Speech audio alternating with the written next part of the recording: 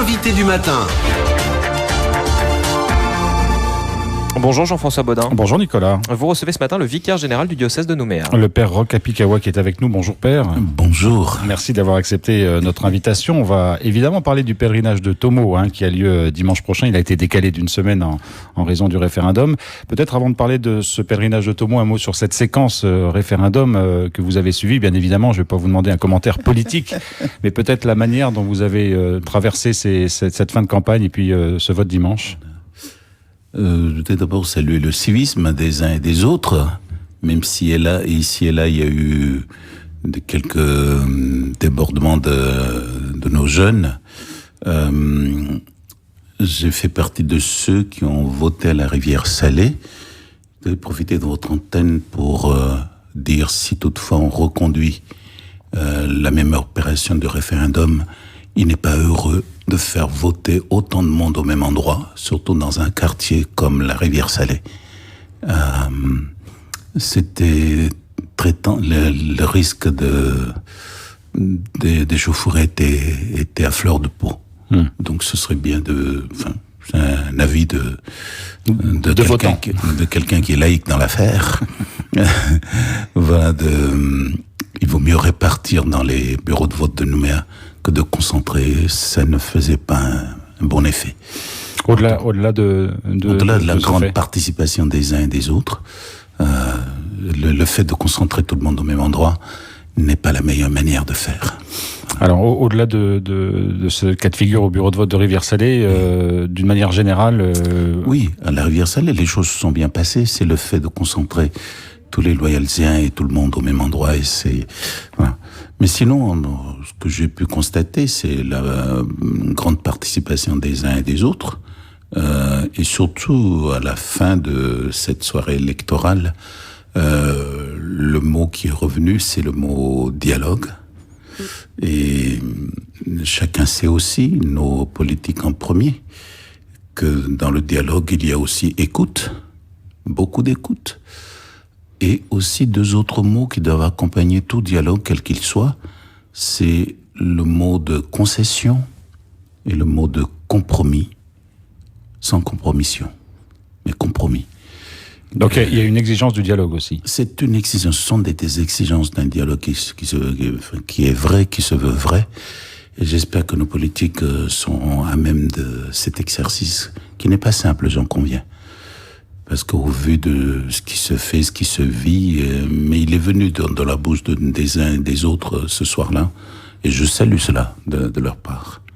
Je les encourage, et puis je pense qu'il n'y a pas que nos politiques qui doivent dialoguer. Je crois que chaque Calédonien lambda doit aussi entrer dans ce dialogue, ne serait-ce que d'avoir des attitudes de dialogue, de reconnaissance de l'autre, d'attention à l'autre, ainsi de suite. Voilà. Vous êtes membre du comité des sages, il va se réunir peut-être pour évaluer ce qui s'est passé pendant toute cette période référendaire. Je pense l'annonce de la venue du ministre qui va être l'occasion de se retrouver et faire le point. Mais en fait, le comité des sages a vécu au soir du référendum. Ah oui. Nous n'existons plus. On va participer nommément les uns les autres à des discussions, à ce qu'on nous demandera. Mais le comité des sages, en principe, vit ces derniers instants au moment même du référendum. Alors, Père Apikawa, on va maintenant parler du pèlerinage de Tomo, qui aura lieu le week-end prochain. Il avait été décalé, parce que c'est toujours normalement aux alentours du 4 octobre, il a été décalé cette année pour cause de référendum. Pour le diocèse, c'est un des temps forts de l'année, c'est un pèlerinage marquant, si j'ose dire. Oui, c'est un pèlerinage marquant parce que il date de plus de 80 ans maintenant. Il était lié à la maladie d'Ansen et c'est continué, devenu un rendez-vous au mois d'octobre. En fait, on ouvrait le mois du rosaire avec ce petit clin d'œil à la petite Thérèse et sa petite voix, la voix de la simplicité de l'évangile. Et ces événements sont là chaque année, décalés cette année, mais qui va reprendre sa place dès le week-end prochain. En fait, les choses commencent véritablement dès le samedi soir. Le samedi soir, avec des temps de marche, on marchera du pont de la Wangui, du pont de la Tontouta, et puis un temps de prière dans la soirée, possibilité de célébrer le sacrement du pardon, temps d'écoute avec les diacres, Et je voudrais recommander à tous les pèlerins de Tomo, que ce soit samedi ou dimanche, là aussi, de partager la route avec les automobilistes, de demander aux automobilistes de partager ce bout de route avec les pèlerins de Tomo. Voilà, pour que tout se passe bien, évidemment. Que ce soit à Athénée, que ce soit à la Conception, que ce soit à Tomo, il y a ce grand rassemblement qui est précédé d'une marche. La marche est importante dans une démarche de pèlerinage, bien évidemment. Oui, la marche, en fait, est quelque chose de symbolique et qui rappelle que non seulement l'humanité, mais le peuple de Dieu est un peuple en marche. Et marcher, c'est tout l'opposé de la mort. Quand on fait du surplace, ce sont les premiers signes que la vie manque.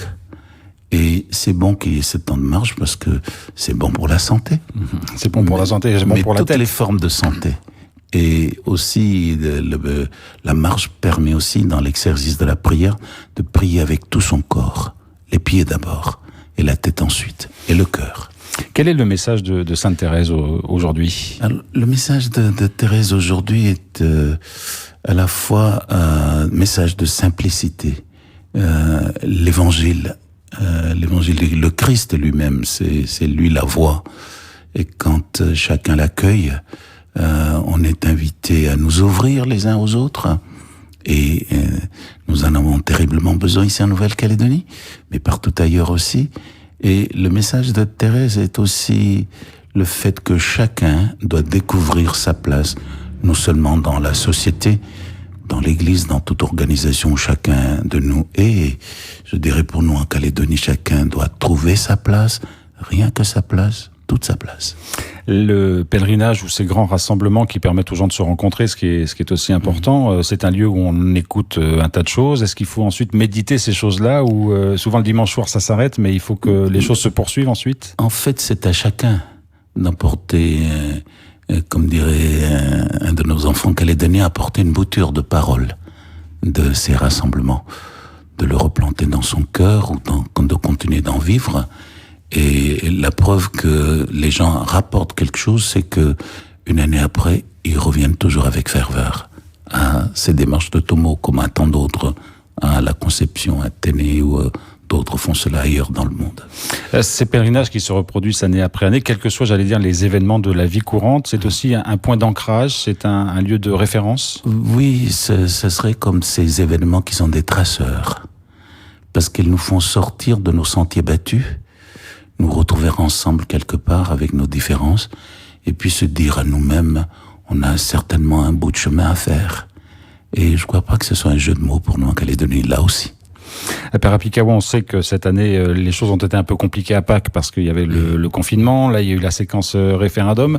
Il y a besoin aussi de souffler, que les fidèles se retrouvent tout simplement pour vivre et partager les choses importantes pour eux. Oui, et les moyens d'aujourd'hui, les moyens de communication d'aujourd'hui nous ont aidés à dépasser les barrières du confinement qui s'est imposé à nous.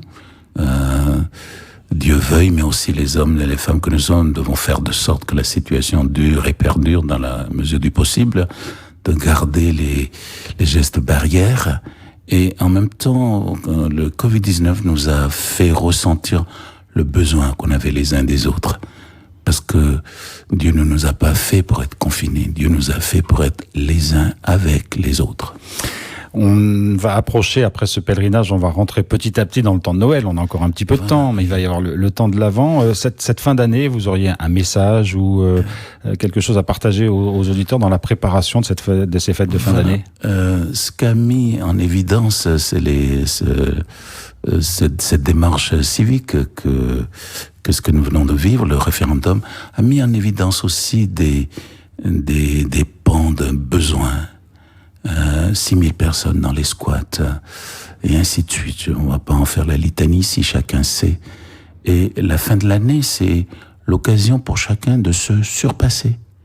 L'occasion pour chacun de se dire, je ne vis pas seul, je suis avec les autres. Et puis de faire de sorte que des jolis mots comme partage ne soient pas simplement des incantations sur nos lèvres, mais des choses que nous vivons. Et je crois que les Calédoniens, s'il y a une médaille d'or à décerner aux Calédoniens, c'est la médaille d'or du partage. Il faut que ça dure, et là aussi que ça perdure. Mais si l'on partage, c'est parce qu'il y a besoin quelque part. Voilà, à nous et à nos dirigeants de faire de sorte que chacun ait la part d'existence qu'il mérite et dont il a besoin. Père Roch Kapikawa, merci beaucoup d'avoir été avec nous ce matin. Merci.